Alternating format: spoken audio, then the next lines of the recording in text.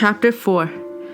There was a cold wind blowing off the North Star when they got near the world's edge, and the chilly spray of the waterfall splashed over them. It had been stiffer going on the way back, for old Samathoth's magic was not in such a hurry just then, and they were glad to rest on the Isle of Dogs. But as Roverandom was still in his enchanted size, he did not enjoy himself much there. The other dogs were too large and noisy, and too scornful, and the bones of the bone trees were too large and bony. It was dawn of the day after tomorrow when at last they sighted the black cliffs of Mew's home, and the sun was warm on their backs, and the tips of the sand hillocks were already pale and dry by the time they alighted in a cup of Samathoth's. Mew gave a little cry, and tapped with his beak on a bit of wood lying on the ground. The bit of wood immediately grew straight up into the air and turned into Samathoth's left ear, and was joined by another ear, and quickly followed by the rest of the sorcerer's ugly head and neck. "What do you two want at this time of day?" growled Samathoth. "It's my favorite time for sleep." "We're back," said the seagull.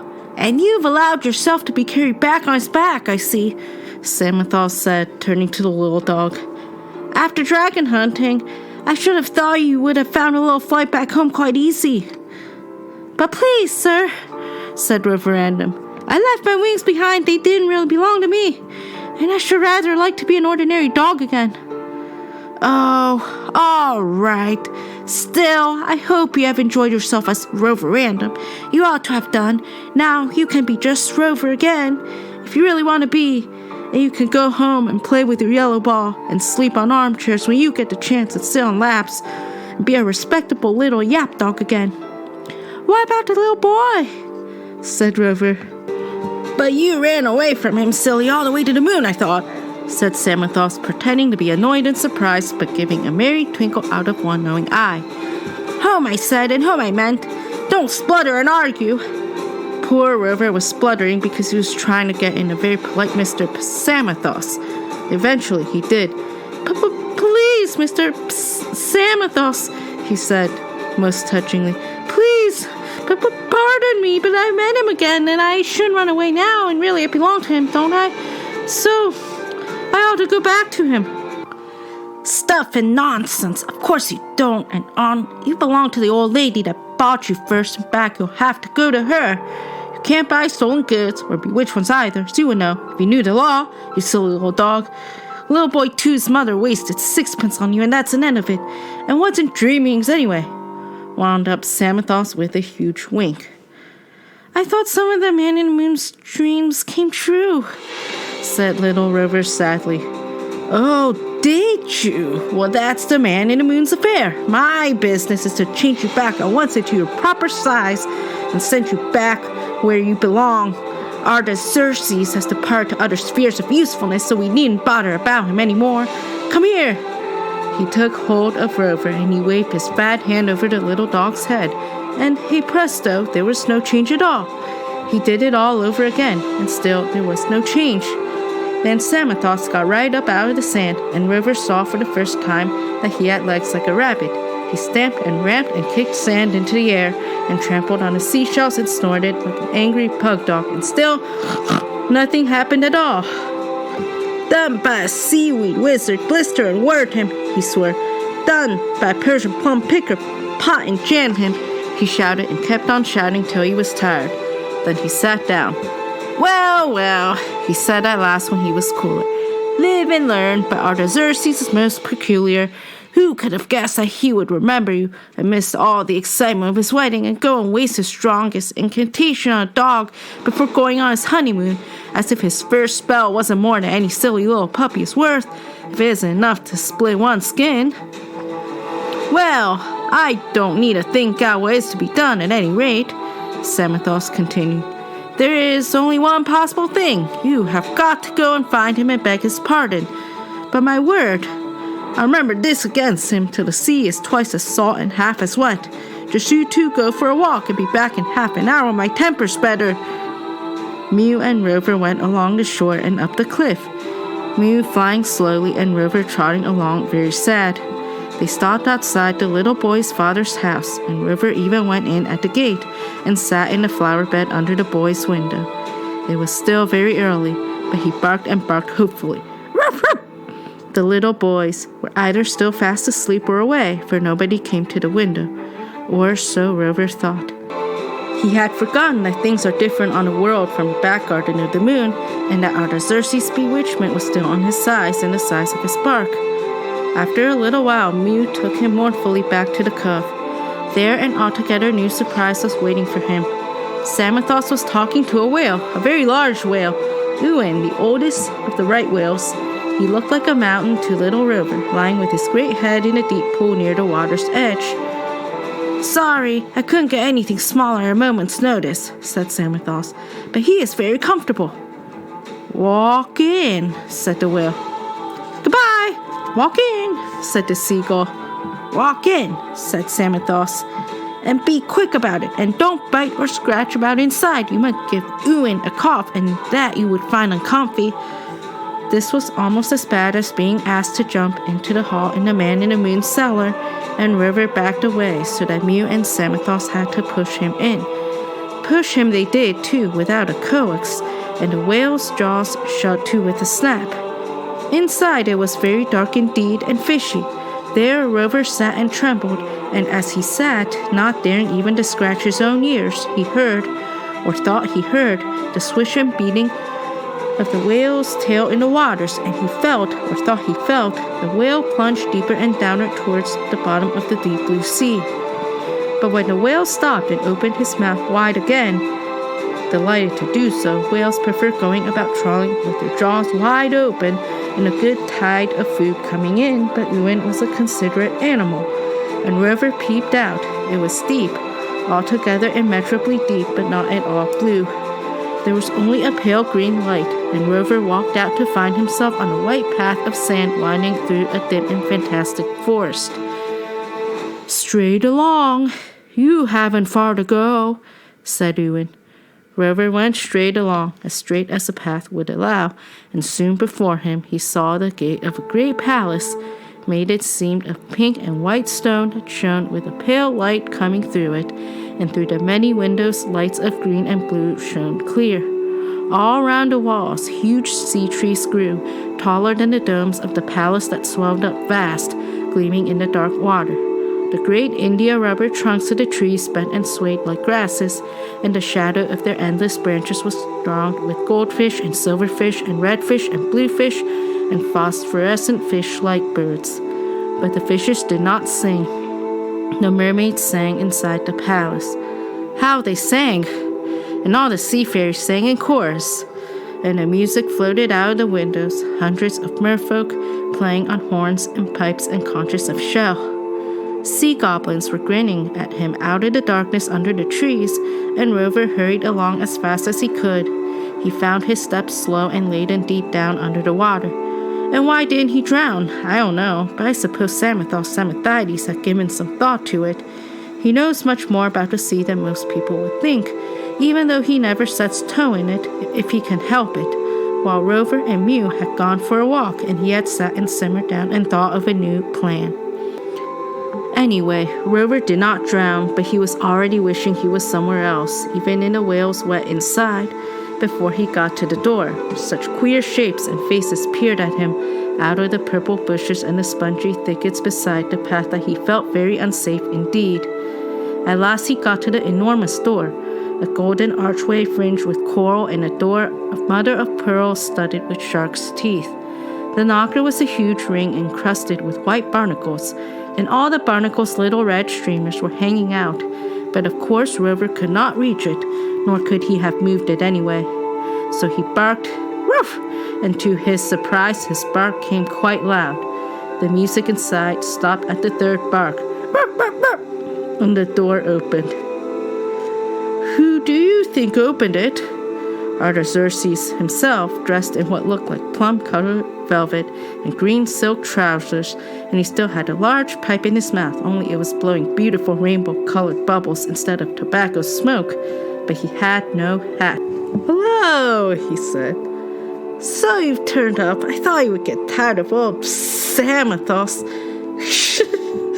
how he snorted over that exaggerated pee. Before long, he can't do quite everything. Well, what have you come down here for? We are just having a party and you're interrupting the music. Please, Mr. Artaxerxes, began Rover, rather flustered and trying to be very polite. Oh, never mind about getting it right, I don't mind, said the wizard rather crossly. Get on to the explanation and make it short. I have no time for long rigmaroles. He had become rather full of his own importance with strangers since his marriage to the rich Mer-King's daughter and his appointment to the post of Pacific and Atlantic magician, the Pam, they called him for short, when he was not present. If you want to see me about anything pressing, you had better come in and wait in the hall. I might find a moment after the dance. He closed the door behind Rover and went off. The little dog found himself in a huge dark space under a dimly lighted dome. There were pointed archways curtained with seaweed all around, and most of them were dark, but one of them was full of light, and music came loudly through it, music that seemed to go on and on forever, never repeating and never stopping for a rest. Rover soon got very tired of waiting, so he walked along to the shining doorway and peeped through the curtains. He was looking into a vast ballroom with 7 domes and 10,000 coral pillars, lit with purest magic and filled with warm and sparkling water. There all the golden-haired mermaids and the dark-haired sirens were dancing interwoven dances as they sang, not dancing on their tails, but wonderful swim dancing, up and down as well as to and fro in the clear water. Nobody noticed the little dog's nose peeping through the seaweed at the door, so after gazing for a while he crept inside.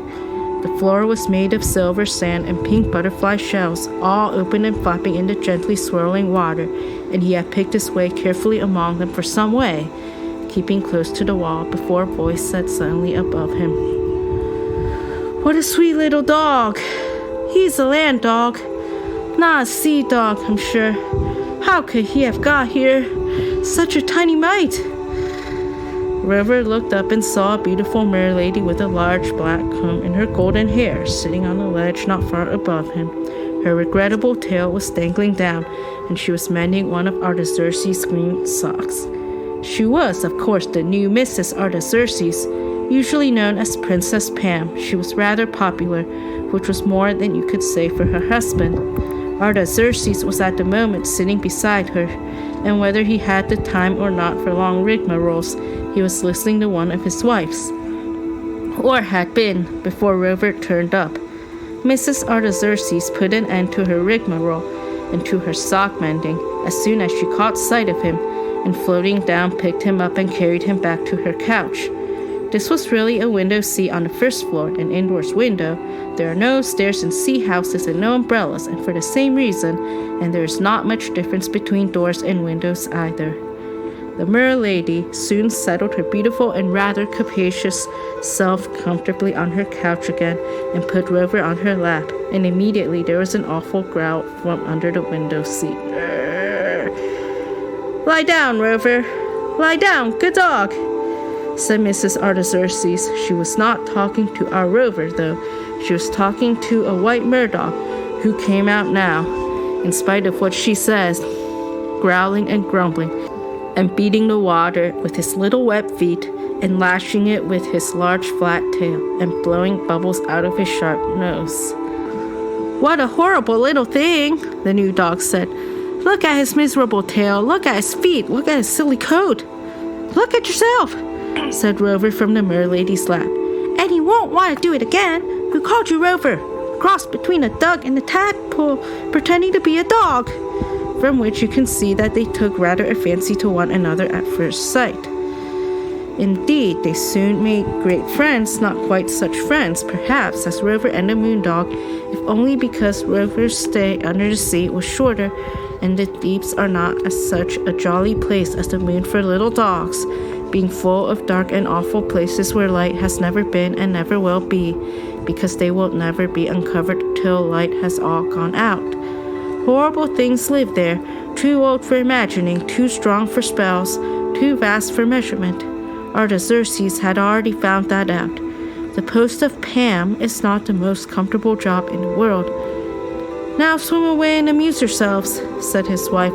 When the dog argument had died down and the two animals were merely sniffing at one another. "Don't worry the firefish. Don't chew the sea anemones. Don't get caught in the clams. And come back to supper." "Please, I can't swim," said Rover. "Dear me, what a nuisance," she said. "Now, Pam." She was the only one so far that called him this to his face. "Here's something you can really do at last." "Certainly, my dear," said the wizard, very anxious to oblige her, and pleased to be able to show that he really had some magic, and was not an entirely useless official. Limpets, they call them in sea language. He took a little wand out of his waistcoat pocket. It was really his fountain pen, but it was no longer any use for writing. Merfolk use a queer, sticky ink that has absolutely no use in fountain pens, and he waved it over at Rover. Artaxerxes was, in spite of what some people have said, a very good magician in his own way, or Rover would never have had these adventures. Rather a minor art, but still needing a deal of practice. Anyway, after the very first wave, Rover's tail began to get fishy and his feet to get webby, and his coat to get more and more like a Macintosh. When the change was over, he soon got used to it, and he found swimming a good deal easier to pick up than flying, very nearly as pleasant and not so tiring unless you wanted to go down. The first thing he did after a trial swim round the ballroom was to bite at the other dog's tail. In fun, of course, but fun or not. There was nearly a fight on the spot, for the Murdoch was a bit touchy-tempered. Rover only saved himself by making off as fast as possible. Nimble and quick he had to be, too. My word!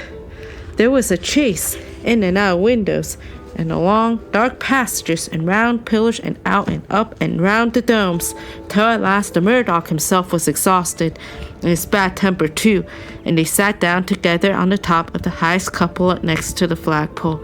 The Mer-King's banner, a seaweed streamer of scarlet and green, spangled with pearls, was floating from it. "What's your name?" said the Murdoch after a breathless pause. "Rover," he said. "That's my name, so you can't have it. I had it first." "How do you know?" "Of course I know. I can see you're only a puppy and you have not been down here hardly 5 minutes. I was enchanted ages and ages ago, hundreds of years. I expect I'm the first of all the dog rovers. My first master was a rover, a real one, a sea rover who sailed his ship in the northern waters. It was a long ship with red sails, and it was carved like a dragon at the prow, and he called it the Red Worm and loved it. I loved him, though I was only a puppy, and he did not notice me much, for I wasn't big enough to go hunting, and he didn't take dogs to sail with him. One day, I went sailing without being asked. He was saying farewell to his wife. The wind was blowing, and the men were thrusting the Red Worm out over the rollers into the sea. The foam was white about the dragon's neck, and I suddenly felt that I should not see him again after that day if I didn't go too. I sneaked on board somehow and hid behind a water barrel, and we were far at sea and the landmarks low in the water before they found me. That's when they called me Rover, when they dragged me out by my tail. 'Here's a fine sea rover,' said one, 'and a strange fate is on him that turns never home,' said another with queer eyes. And indeed, I never did go back home, and I have never grown any bigger, though I've grown much older, and wiser, of course. There was a sea fight on that voyage, and I ran up the foredeck while the arrows fell and sword clashed upon shield. But the men of the Black Swan boarded us and drove my master's men all over the side. He was the last to go. He stood beside the dragon's head, and then he dived into the sea in all his mail, and I dived after him. He went to the bottom quicker than I did, and the mermaids caught him, but I told them to carry him swift to land, for many would weep if he did not come home. They smiled at me and lifted him up and bore him away, and now some say they carried him to the shore, and some shake their heads at me. Can't depend on mermaids except for keeping their own secrets. They're better than oysters at that. I often think they really buried him in the white sand. Far away from here there lies still a part of the Red Worm that the men of the Black Swan sank, where it was there when last I passed. Forest of weed was growing round it and over it, all except the dragon's head. Somehow not even barnacles were growing on that, and under it there was a mound of white sand.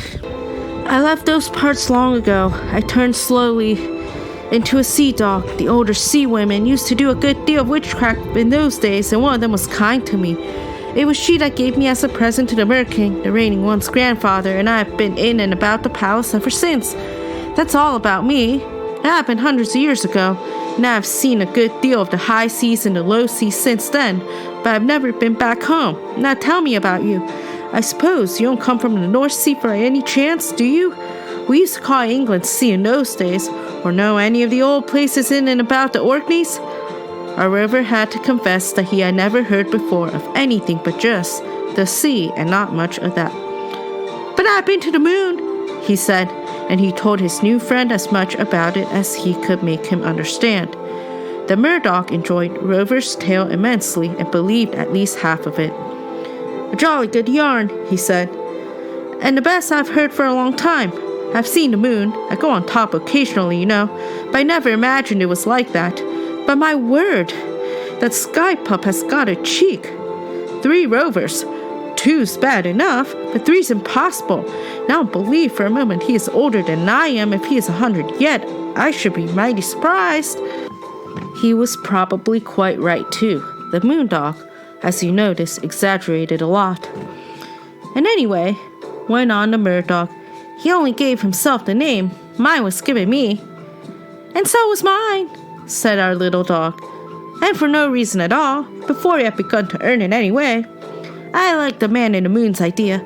I shall call you Roverandom too, and if I were you, I should stick to it. You never do seem to know where you're going next. Let's go down to supper. It was a fishy supper, but Roverandom soon got used to that. It seemed to suit his webby feet. After supper, he suddenly remembered why he had come all the way to the bottom of the sea, and off he went to look for Artaxerxes. He found him blowing bubbles and turning them into real balls to please the little merchildren.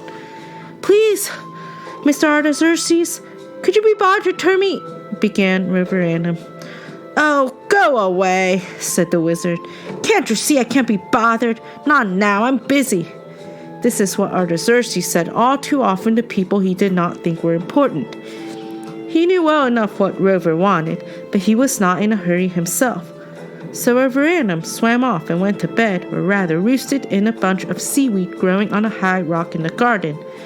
There was the old whale resting just underneath, and if anyone tells you that whales don't go down to the bottom or stop their dozing for hours, you need not let that bother you.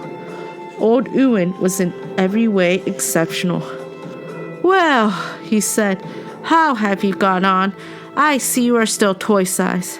What's the matter with Artaxerxes? Can't he do anything, or won't he?" "I think he can," said Roverandom. "Look at my new shape. But if ever I try to get on to the matter of size, he keeps on saying how busy he is, and he hasn't time for long explanations."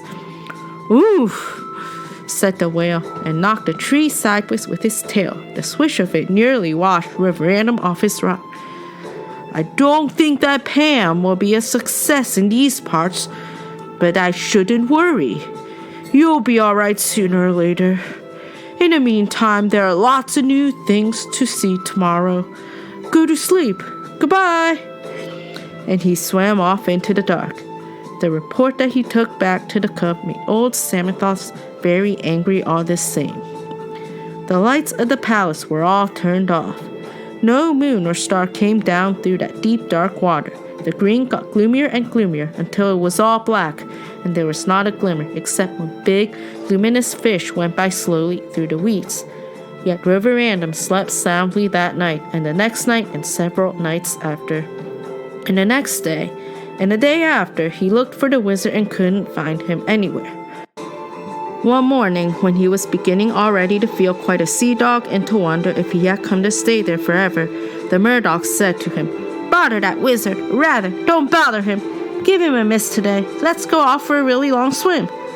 Off they went, and the long swim turned into an excursion lasting for days. They covered a terrific distance in the time. They were enchanted creatures, you must remember, and there were few ordinary things in the seas that could keep up with them. When they got tired of the cliffs and mountains at the bottom, and of the racing runs in the middle heights, they rose up and up and up, right through the water for a mile and a bit, and when they got to the top, no land was to be seen. The sea all around them was smooth and calm and gray. Then it suddenly ruffled and went dark in patches under a little cold wind, the wind at dawn. Swiftly the sun looked up with a shout over the rim of the sea, red as if he had been drinking hot wine, and swiftly he leaped into the air and went off for his daily journey, turning all the edges of the waves golden and the shadows between them dark green. A ship was sailing on the margin of the sea in the sky, and it sailed right into the sun, so that its masts were black against the fire. Where's that going to? Asked Roverandom. Oh, Japan, or Honolulu, or Manila, or Easter Island, or Thursday, or Vladivostok, or somewhere or other, I suppose, said the Murdog, whose geography was a bit vague, in spite of his hundreds of years of boasted prowlings. This is the Pacific, I believe, but I don't know which part. A warm part by the feel of it. It's rather a large piece of water. Let's go and look for something to eat. When they got back some days later, Roverandom at once went to look for the wizard again. He felt he had given him a good long rest. Please, Mr. Artaxerxes, could you bother? He began as usual.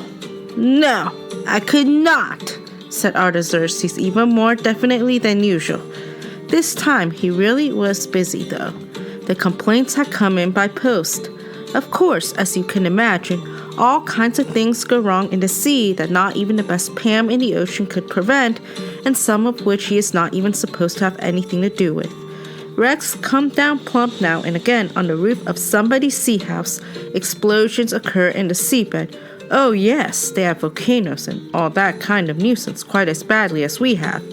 And blow up somebody's prized flock of goldfish or prized bed of anemones, or one and only pearl oyster or famous rock and coral garden, or savage fish have a fight in a highway and knock merchildren over, where absent-minded sharks swim in at the dining room window and spoil the dinner, or the deep, dark, unmentionable monsters of the black abysses do horrible and wicked things. The merfolk have always put up with all this, but not without complaining. They like complaining. They used, of course, to write letters to the Weekly Weed, the Mermail, and Oceans, but they had a Pam now, and they wrote to him as well, and blamed him for everything, even if they got their tails nipped by their own pet lobsters. They said his magic was inadequate, as it sometimes was, and that his salary ought to be reduced, which was true but rude, and that he was too big for his boots, which was also near the mark. They should have said slippers. He was too lazy to wear boots often, and they said lots besides to worry Artaxerxes every morning, and especially on Mondays. It was always worst, by several hundred envelopes on Mondays, and this was a Monday, so Artaxerxes threw a lump of rock at Roverandom, and he slipped off like a shrimp from a net. He was jolly glad when he got out into the garden to find that he was still unchanged in shape, and I dare say if he had not removed himself quick, the wizard would have changed him into a sea slug, or sent him to the back of beyond, wherever that is, or even the pot, which is at the bottom of the deepest sea. He was very annoyed, and he went and grumbled to the sea rover. You'd better give him a rest till Monday is over, at any rate, advised the Murdoch, and I should miss out Mondays altogether in future if I were you. Come and have another swim. After that, Roverandom gave the wizard such a long rest that they almost forgot about one another. Not quite. Dogs don't forget lumps of rock very quickly, but to all appearances Roverandom had settled down to become a permanent pet of the palace. He was always off somewhere with the Murdoch, and often the merchildren came along as well. They were not as jolly as real two-legged children in Roverandom's opinion, but then, of course, Roverandom did not really belong to the sea and was not a perfect judge. But they kept him happy, and they might have kept him there forever and have made him forget Little Boy too in the end, if it had not been for things that happened later. You can make up your mind whether Samothrace had anything to do with these events when we come to them.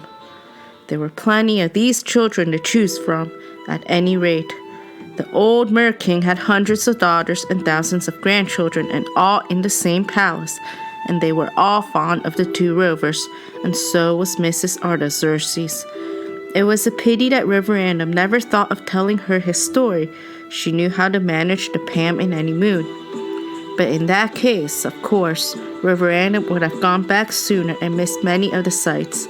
It was with Mrs. Artaxerxes and some of the merchildren that he visited the great white caves, where all the jewels that are lost in the sea, and many that have always been in the sea, and of course, pearls upon pearls, are hoarded and hidden.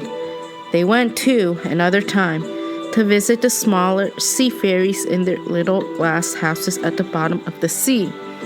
The sea fairies seldom swim, but wander singing over the bed of the sea in smooth places, or drive in shell carriages harnessed to the tiniest fishes, or else they ride astride little green crabs with bridles of fine threads, which of course don't prevent the crabs from going sideways as they always will. And they have troubles with the sea goblins that are larger and ugly and rowdy and do nothing except fight and hunt fishes and gallop about on seahorses. Those goblins can live out of the water for a long while and play in the surf at the water's edge in a storm. So can some of the sea fairies, but they prefer the calm, warm nights of summer evenings on lonely shores, and naturally are very seldom seen in consequence. Another day, old Ewan turned up again and gave the two dogs a ride for a change. It was like riding on a moving mountain. They were away for days, and they only turned back from the eastern edge of the world just in time. There, the whale rose to the top and blew out a fountain of water so high that a lot of it was thrown right off the world and over the edge. Another time, he took them to the other side, or as near as he dared, and that was a still longer and more exciting journey, the most marvelous of all Roverandom's travels, as he realized later, when he was grown to be an older and a wiser dog. It would take the whole of another story, at least, to tell you of all their adventures in uncharted waters, and of their glimpses of lands unknown to geography, before they passed the shadowy seas and reached the great bay of fairyland, as we call it, beyond the magic isles, and saw far off in the last west the mountains of Elvenhome and the light of fairy upon the waves. Roverandom thought he caught a glimpse of the city of the elves on a green hill beneath the mountains, a glint of white far away, but Ewan dived again so suddenly that he could not be sure. If he was right, he is one of the very few creatures, on 2 legs or 4, who can walk about our own lands and say they have glimpsed that other land, however far away. "I should catch it if this was found out," said Ewan. "No one from the other lands is supposed ever to come here, and few ever do now. Mum's the word." What did I say about dogs? They don't forget ill-tempered lumps of rock. Well then, in spite of all these varied sightseeings and these astonishing journeys, Roverandom kept it in his underneath mind all the time, and it came back into his upper mind as soon as ever he got back home. His very first thought was, "Where's that old wizard? What's the use of being polite to him? I'll spoil his trousers again if I get half a chance." He was in that frame of mind when, after trying in vain to have a word alone with Artaxerxes, he saw the magician go by, down one of the royal roads leading from the palace. He was, of course, too proud at his age to grow a tail or fins or learn to swim properly. The only thing he did like a fish was to drink, even in the sea, so he must have been thirsty. He spent a lot of time that might have been employed on official business conjuring up cider into large barrels in his private apartments. When he wanted to get about quickly, he drove. When Roverandom saw him, he was driving in his express, a gigantic shell shaped like a cockle and drawn by 7 sharks. People got out of the way quick, for the sharks could bite. "Let's follow," said Roverandom to the merdog, and follow they did, and the 2 bad dogs dropped pieces of rock into the carriage whenever it passed under cliffs. They could nip along amazingly fast, as I told you, and they whizzed ahead, hid in weed bushes, and pushed anything loose they could find over the edge. It annoyed the wizard intensely, but they took care that he did not spot them. Artaxerxes was in a very bad temper before he started, and he was in a rage before he had gone far, a rage not unmixed with anxiety. for he was going to investigate the damage done by an unusual whirlpool that had suddenly appeared, and in a part of the sea that he did not like at all. He thought, and he was quite right, that there were nasty things in that direction that were best left alone. I dare say you can guess what was the matter. Artaxerxes did. The ancient sea serpent was waking or half thinking about it. He had been in a sound sleep for years, but now he was turning. When he was uncoiled, he would certainly have reached 100 miles. Some people say he would reach from edge to edge, but that is an exaggeration. And when he is curled up there, there's only one cave other than Pod, where he used to live, and many people wish him back there. Only one cave in all the oceans that will hold him, and that is very unfortunately not 100 miles from the Merking's palace. When he undid a curl or two in his sleep, the water heaved and shook and bent people's houses and spoiled their repose for miles and miles around. But it was very stupid to send the Pam to look into it, for of course the sea serpent is much too enormous and strong and old and idiotic for anyone to control. Primordial, prehistoric, autothalassic, fabulous, mythical, and silly are other adjectives applied to him, and Artaxerxes knew it all only too well. Not even the man in the moon working hard for 50 years could have concocted a spell large enough or long enough or strong enough to bind him. Only once had the man in the moon tried, when specially requested, and at least one continent fell into the sea as a result. Poor old Artaxerxes drove straight up to the mouth of the sea serpent's cave. But he had no sooner got out of his carriage than he saw the tip of the sea serpent's tail sticking out of the entrance. Larger it was than a row of gigantic water barrels, and green and slimy. That was quite enough for him. He wanted to go home at once before the worm turned again, as all worms will at odd and unexpected moments. It was little Roverandom that upset everything. He did not know anything about the sea serpent or its tremendousness. All he thought about was baiting the ill-tempered wizard. So when a chance came, Artaxerxes was standing staring stupid like at the visible end of the serpent, and his steeds were taking no particular notice of anything. He crept up and bit one of the shark's tails for fun.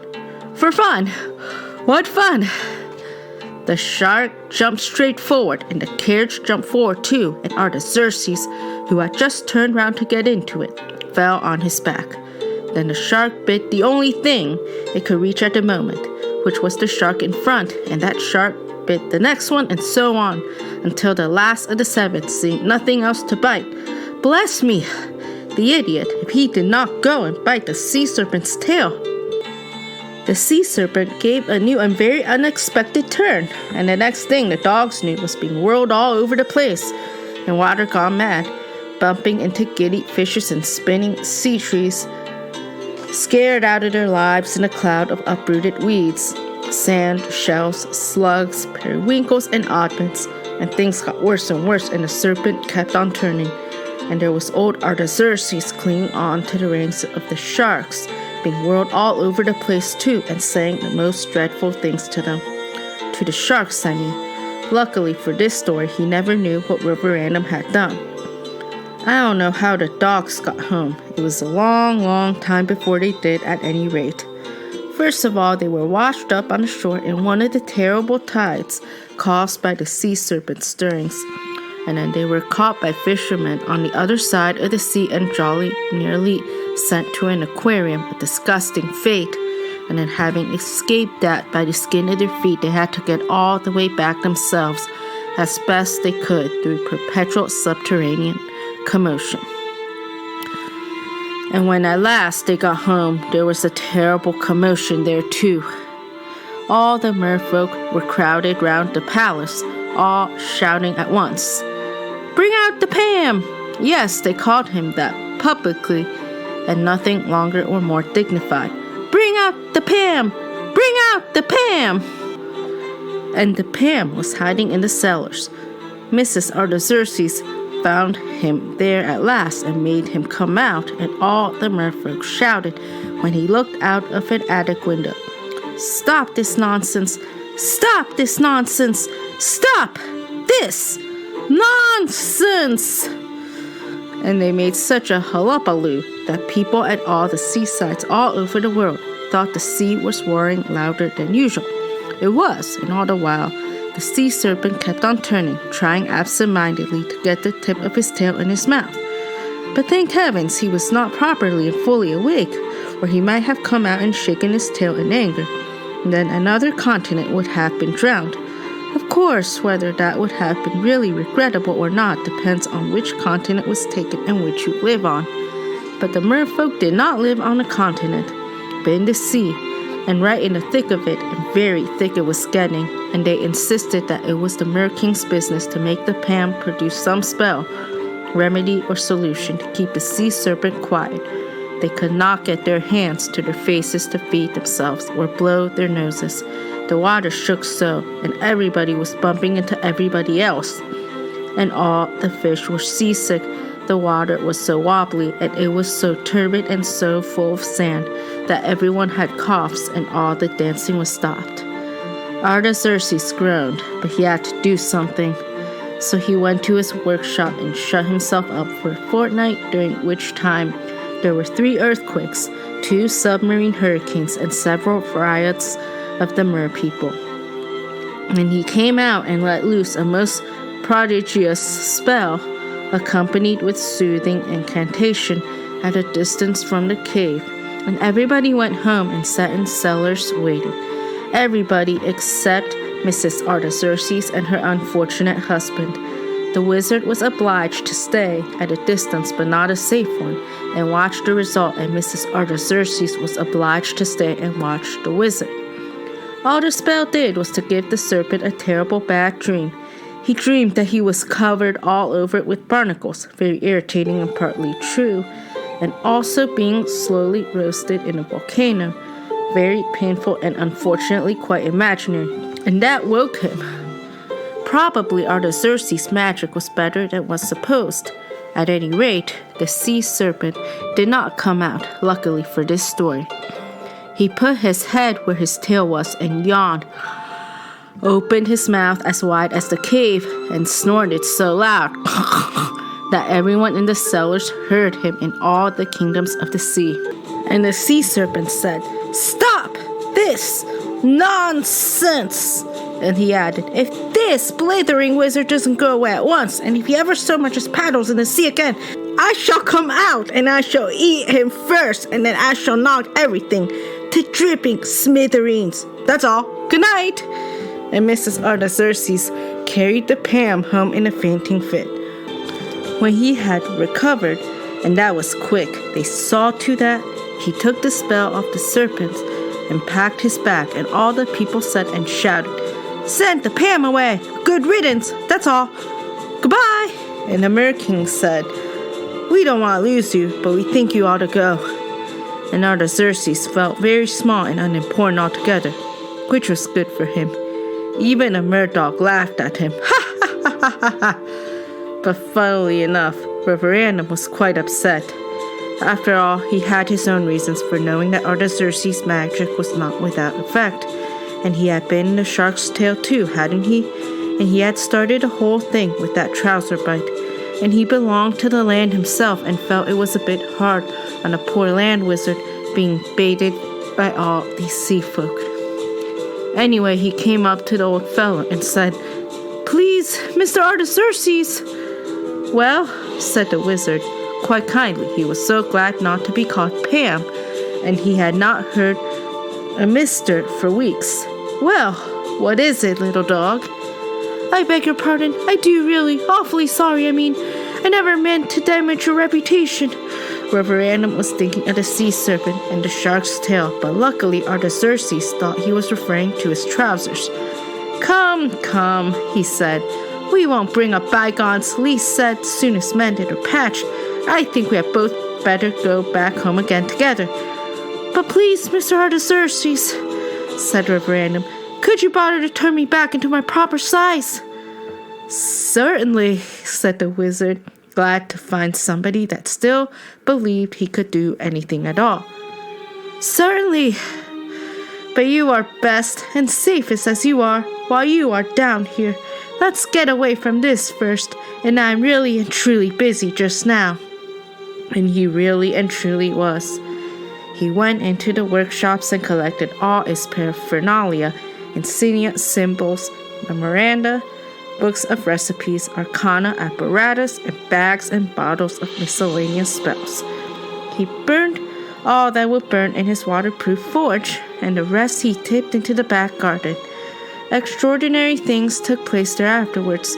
All the flowers went mad, and the vegetables were monstrous, and the fishes that ate them were turned into sea worms, sea cats, sea cows, sea lions, sea tigers, sea devils, porpoises, dugongs, cephalopods, manatees, and calamities were merely poisoned, and phantasms, visions, bewilderments, illusions, and hallucinations sprouted so thick that nobody had any peace in the palace at all, and they were obliged to move.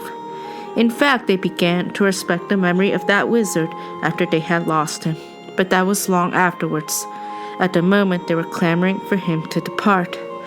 When all was ready, Artaxerxes said goodbye to the Mer King, rather coldly, and not even the mer children seemed to mind very much. He had so often been busy, and occasions of the bubbles, like the one I told you about, had been rare.